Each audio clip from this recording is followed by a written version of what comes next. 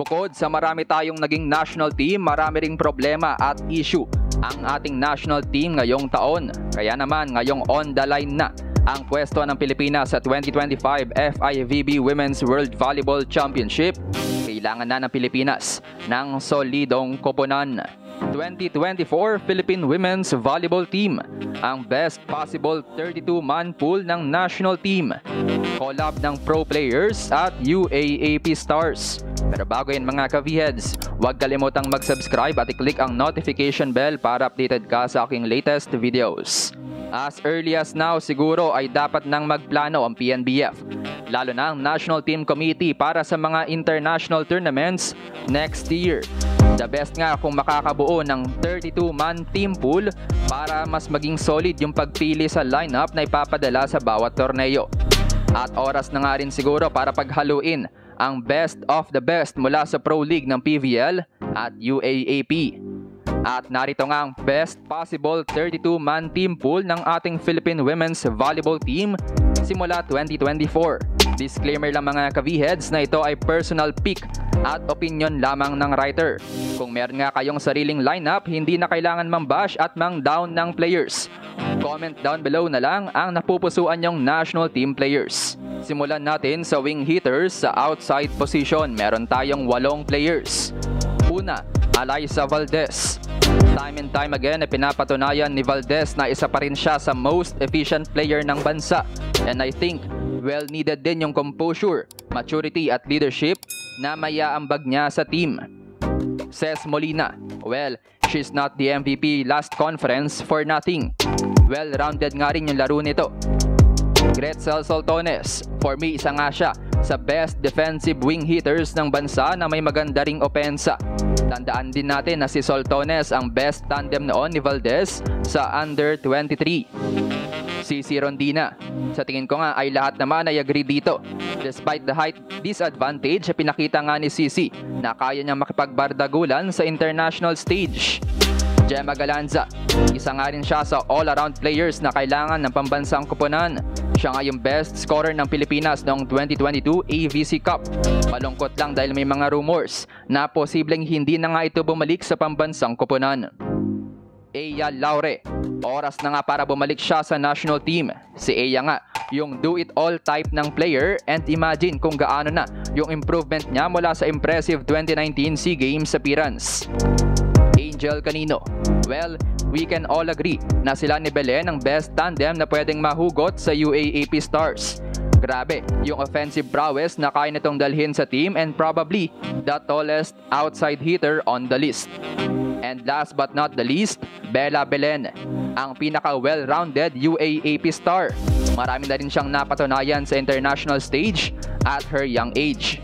So again, ito nga ang outside hitters: Valdez, Molina, Soltones, Rondina, Galanza, Laure, Canino, and Belen. Papunta namang opposite spikers, Tots Carlos. No doubt ang isa sa best players ng bansa ngayon, and sobrang exciting nga na makita na maglaro na siya full-time sa opposite side ng national team. Mylene Paat. I think deserve pa nga rin ni Mama P ang slot sa team, and tulad nga ni Tots, isa siya sa may best backline attacking. Alyssa Solomon. No doubt ang best opposite mula sa Young Guns. Pinatunayan niya yan bilang best opposite ng 2023 Southeast Asian V-League. Shevana Laput. Isa sa rising stars na pwede pang mag-improve sa national team. Best arsenal ay blocking at grabe rin yung jump reach niya. Magiging deadly pa nga pag nahasa pa ang opensa. Aiza Maizo Pontillas. Ang oldest but still efficient. Aging like fine wine, ika nga. Grabe yung performance ni Nang noong AVC Challenge Cup. Sila ni Alyssa Valdez ang dapat asahan sa utak, diskarte at leadership. Faith Nisperos. Sobrang magiging useful nga si Faith sa tindi ng kanyang offense and blocking combo.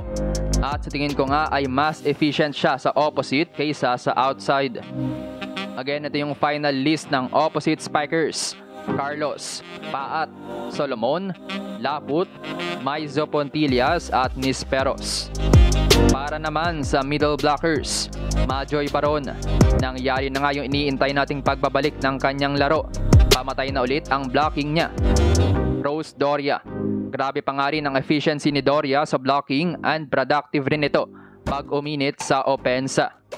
Thea Gagate. Probably ang tallest player ng ating team at ang best blocker mula sa UAAP Stars. Exciting ang kanyang national team debut. Nina Itang. Pinatunayan niya nga sa recent national stint yung blocking prowess na meron siya at mas efficient pa nga ito kung mas mabibigyan pa ng bola sa opensa. Celine Domingo. I think si Ced Domingo nga ang best offensive middle na meron ng bansa ngayon at nag-improve na nga rin ang blocking niya. Del Palomata. Malaking tulong pa nga rin yung height niya sa team and I think mag-i-improve naman yung efficiency niya kung matagal ang magiging training ng koponan at connection niya sa setter. Madi Madayag. Bumalik na nga yung performance nito. May blocking, effective na decoy at kayang humiwalay ng blockers gamit yung kanyang running attack. And lastly, AC Minor. Isa rin sa rising stars mula sa Young Guns. Kailangan lang i-boost yung confidence at may potential din ang kanyang running. Again, narito ang middles. Baron, Doria, Gagate, Itang, Domingo, Palomata, Madayag at Minor. Para naman sa setters. Number 1, Gia de Guzman, ang all-time best setter ng bansa at isa sa best asset ng magiging koponan. Kapanapanabik ang improvement ni Gia pagkatapos ng kanyang stint sa Denso ADBs. Jel Cayuna, isa nga siya sa best backup ni Gia. Madiskarte at kaya nang sumabay sa bilis at siya nga rin ang isa sa best servers. Mars Alba, isa nga siya sa rising stars at isa sa best well-rounded na setters. May opensa, blocking at service. Camila Lamina, siya nga yung setter na kayang sumabay sa bilis tulad ni Gia. Siya rin ang may pinaka-best experience sa lahat ng young setters. And last but not the least, Louie Romero. Dehado man sa height, Gia prototype naman ng galawan.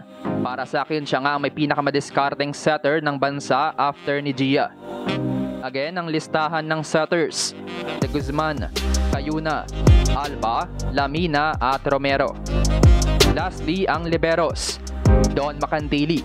Consistent pa nga rin yung husay nito and for me, siya pa nga rin ang best digging libero. Siya rin ang may pinaka-experience sa lahat ng liberos. Kath Arado. Probably ang best libero ng Pilipinas sa panahon ngayon. Siya nga rin ang best receiving libero. And still sila pa rin ni Macandili ang best duo. Bernadette Pepito, ang best libero mula sa young players. Siya rin yung pinaka-complete package. Justin Hazareno, namanan niya nga ang kay Macandili yung husay sa digging at sila ni Pepito yung younger version ng Arado-Macandili tandem. And lastly, Kayla Atienza. Alam nga nating ibang halimaw si Atienza sa international scene, kaya magandang backup libero din ito, especially for digging. At ang final list ng liberos: Macandili, Arado, Pepito, Hazareno, and Atienza. At yan nga ang ating best roster so far para sa 2024 Philippine Women's Volleyball Team.